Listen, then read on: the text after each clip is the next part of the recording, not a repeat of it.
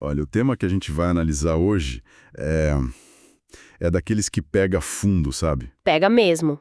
A gente tem aqui nas mãos umas anotações de uma sessão de mentoria em grupo e o foco é uma conexão que, assim, muita gente sente, mas nem sempre entende. A conexão entre as nossas emoções, né? Exato. As emoções, as feridas do passado e o jeito que a gente come.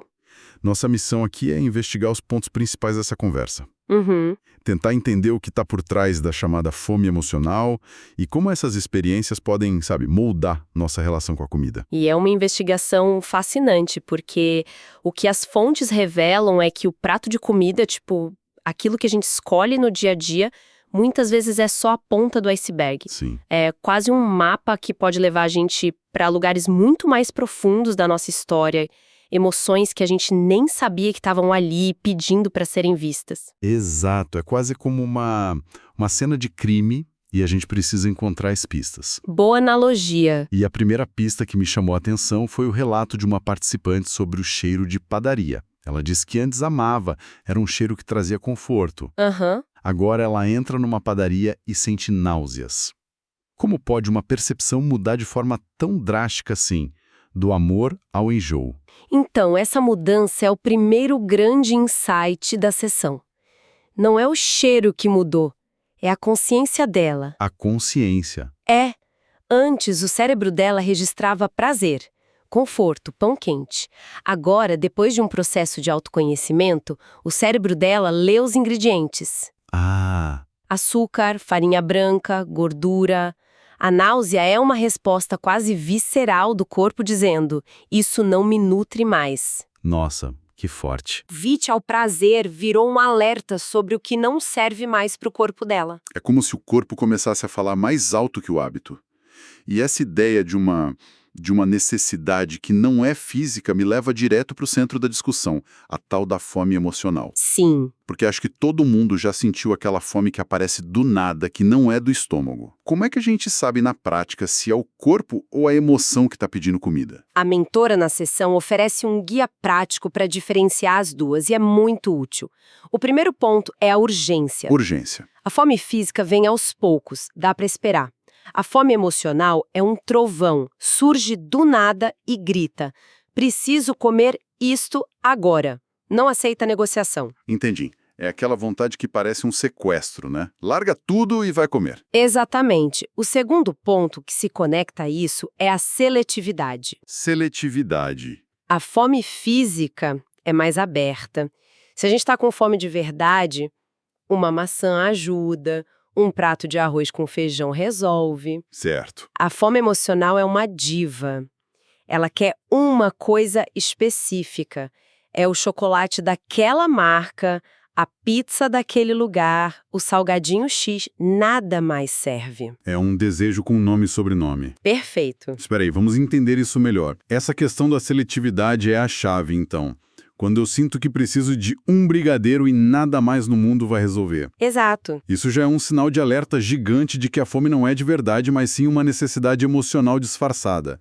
Principal sinal, porque essa especificidade toda não é sobre nutrição, é sobre o que aquele alimento simboliza pra gente naquele momento. Uhum. E isso nos leva ao terceiro ponto, a saciedade. A saciedade. Quando comemos por fome física, chega um momento em que o corpo diz: ok, estou satisfeito, a gente se sente bem. Certo, o corpo avisa. Já quando comemos por fome emocional, essa sensação de plenitude raramente chega.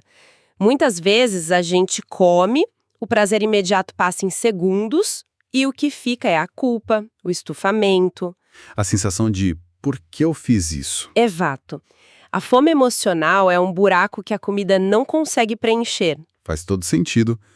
E tem um exemplo na fonte que ilustra isso de uma forma quase cômica, se não fosse trágica. Conta aí. Uma participante contou que, num dia de pico de estresse, sentiu um desejo incontrolável por uma empadinha. Não era qualquer uma, tinha que ser a que ela mesma fizesse. Nossa, bem específico. Ela foi para a cozinha, cozinhou o frango, fez a massa, montou, assou, comeu e sentiu aquele alívio de 15 minutos. 15 minutos. No dia seguinte, ela tinha uma encomenda de um empadão.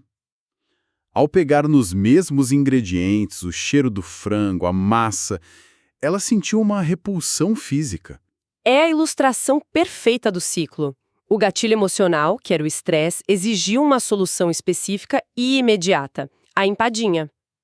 A comida ali era um remédio, não um alimento. Um remédio. Uma vez que a crise emocional diminuiu, no dia seguinte, a empadinha voltou a ser só comida. E sem o componente emocional, ela perdeu todo o seu poder, todo o seu apelo. Perdeu a mágica. Totalmente. A fonte até menciona como isso se liga a memórias afetivas, sabe? Como as panquecas da mãe, que não são só panquecas. São um abraço. São um prato de tá tudo bem, você tá segura. A gente busca no alimento o sentimento que nos falta. Certo.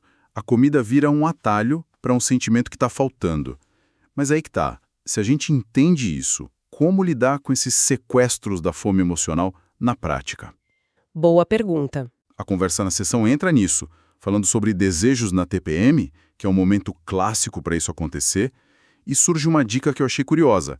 Chá de cravo, às vezes com canela. Sim, e o raciocínio por trás é muito interessante.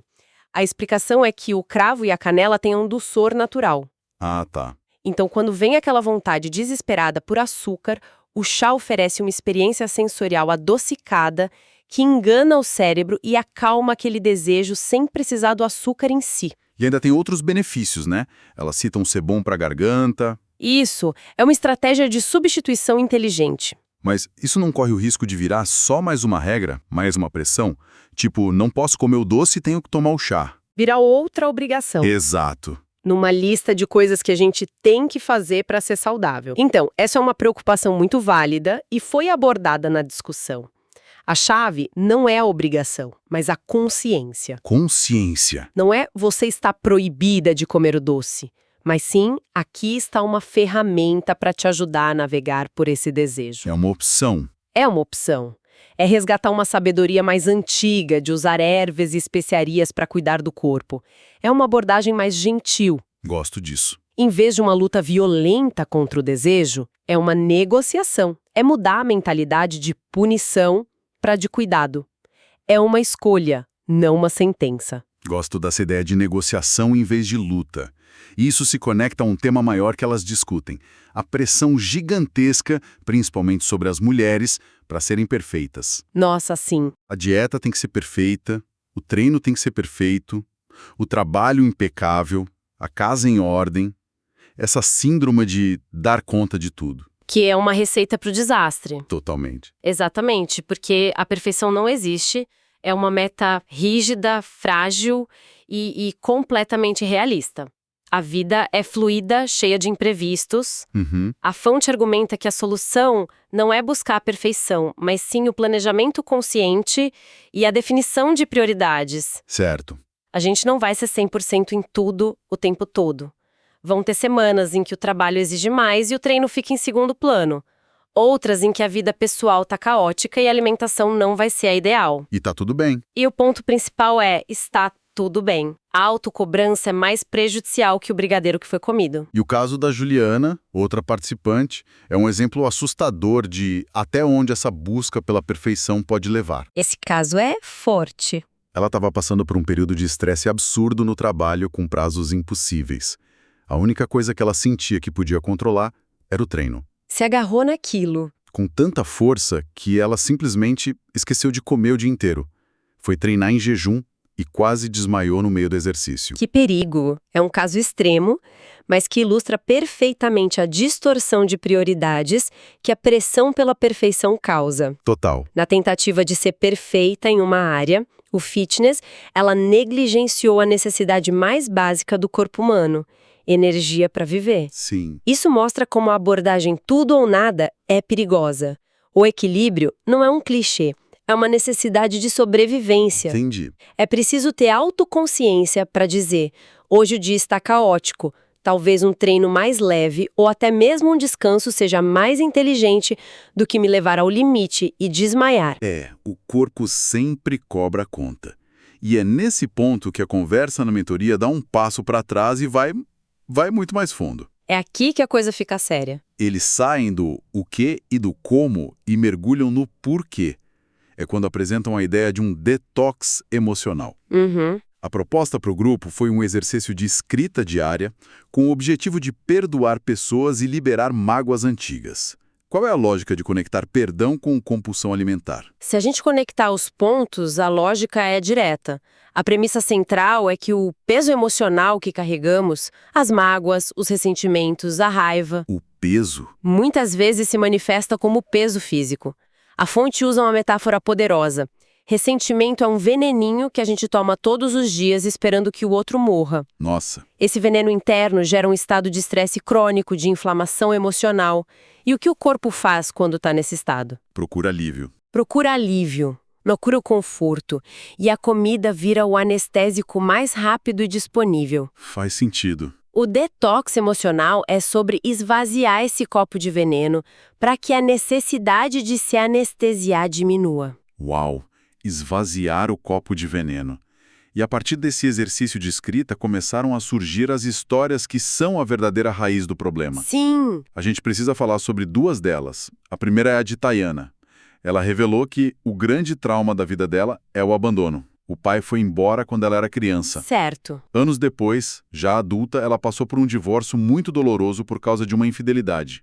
Essas duas experiências criaram nela uma ferida central, a de se sentir trocada, não escolhida. O que é fascinante e trágico aí é como um padrão se instala e se reforça. A ferida original do abandono paterno, que uma criança não consegue processar, fica adormecida. Uhum. Aí vem o divórcio e reabre essa ferida com força total, confirmando a crença interna de eu sou alguém que as pessoas abandonam. Exato. A mente, para se proteger de sentir essa dor de novo, cria uma estratégia radical. E no caso dela, a consequência que ela mesma identificou foi: não caso nunca mais. É um escudo. É um escudo. Se eu não entrar no jogo, não corro o risco de perder de novo. É uma autoproteção que acaba virando uma prisão. E a segunda história, a da Flora, é ainda mais devastadora porque é uma sequência de abandonos. Essa é pesada. A mãe dela morreu quando ela tinha 6 anos, o pai, que era alcoólatra, morreu quando ela tinha 12, Nossa. e na vida adulta, a irmã, que era a única família que restava, um dia simplesmente se mudou de casa sem avisar, deixando-a completamente sozinha. Sozinha de novo. E a Flora conecta de forma direta a compulsão alimentar dela com os momentos em que se sente só. A comida vira a companhia dela. É uma história de cortar o coração e que ilustra a natureza cumulativa do trauma. Cada perda não é um evento isolado, ela se empilha sobre a anterior, aprofundando o buraco do abandono e da solidão. Sim, Nesse contexto, a comida deixa de ser sobre nutrição ou prazer. É sobre preenchimento. É uma tentativa desesperada de preencher um vazio emocional que se sente físico real. a comida vira uma presença. Exato. Vira o calor, o cuidado que nunca esteve lá de forma consistente. E a fonte dá um contexto muito importante sobre o que é o trauma. Primeiro, que é algo quase inevitável, especialmente na infância. Certo? A mente de uma criança não tem filtro racional, ela não consegue pensar, meu pai foi embora porque ele tinha os problemas dele. Ela pensa, meu pai foi embora porque eu não fui boa o suficiente. A culpa é sempre internalizada. Sempre. Exato. E outro ponto crucial é que o trauma não precisa ser um evento catastrófico como as histórias que vimos. Às vezes, uma frase. Uma frase. Uma simples frase dita por um pai, uma mãe, um professor, num momento de vulnerabilidade, pode se cristalizar e virar uma crença limitante para o resto da vida. Você é desajeitada, você nunca termina o que começa. Entendi. A definição de trauma que eles usam é muito precisa. É um acontecimento que te muda. Existe um antes e um depois desse evento. Certo. Ele não afeta só a mente, ele afeta o sistema nervoso, a nossa capacidade de confiar nos outros, a nossa visão de mundo. Então a fome emocional, vista por essa lente, é quase como um sintoma de estresse pós-traumático? Uma tentativa do corpo de se autorregular. É exatamente isso. O trauma desregula o nosso sistema nervoso, nos deixando num estado de alerta constante, de luta ou fuga. Uhum. A fome emocional, nesse cenário, é É uma estratégia de sobrevivência, ainda que mal adaptada. É o corpo usando o pico de prazer e calma que certos alimentos proporcionam. Açúcar, gordura. Açúcar, gordura, carboidratos, para tentar acalmar um sistema nervoso que está em pânico, para silenciar por um momento a dor de uma ferida antiga que nunca foi curada de verdade. Certo. Então, depois de toda essa investigação, qual é a grande conclusão? Fica claro que a nossa relação com a comida raramente é só sobre comida. Não mesmo. É um emaranhado complexo de emoções, memórias e principalmente das nossas feridas. Entender a diferença entre a fome física e a emocional é o primeiro passo, a pista inicial. Uhum. Mas a verdadeira transformação parece estar em ter a coragem de investigar as raízes, de olhar para esses traumas. Sem dúvida. E é fundamental destacar algo que a fonte reforça muito. A cura não é uma linha reta. Não é um curso que se faz e no final está curado. Não tem um diploma de cura. Não tem. Haverá semanas ótimas e semanas péssimas. A compulsão pode voltar no momento de estresse. O importante é trocar o chicote do autojulgamento pela lupa da autoconsciência. Gostei disso. Em vez de pensar, eu falhei de novo, o convite é perguntar, o que aconteceu hoje? Qual gatilho emocional foi ativado que me levou a procurar conforto na comida? O deslize vira uma pista. Cada deslize vira uma oportunidade de aprendizado, não de punição. É um processo de autocompaixão. Trocar o chicote pela lupa. Anotado. E para fechar, a sessão de mentoria termina com um exercício de visualização que eu achei muito poderoso e que deixa uma reflexão final. Qual é? A imagem proposta é a seguinte: pegar todos os traumas, todas as mágoas, todos os ressentimentos, colocar tudo dentro de uma mala bem pesada, ir até a beira do mar e atirar essa mala com toda a força na água, vendo-a afundar. Uau! Então fica o pensamento. Se existisse uma mala para as nossas mágoas, o que cada um de nós colocaria dentro dela hoje para jogar fora?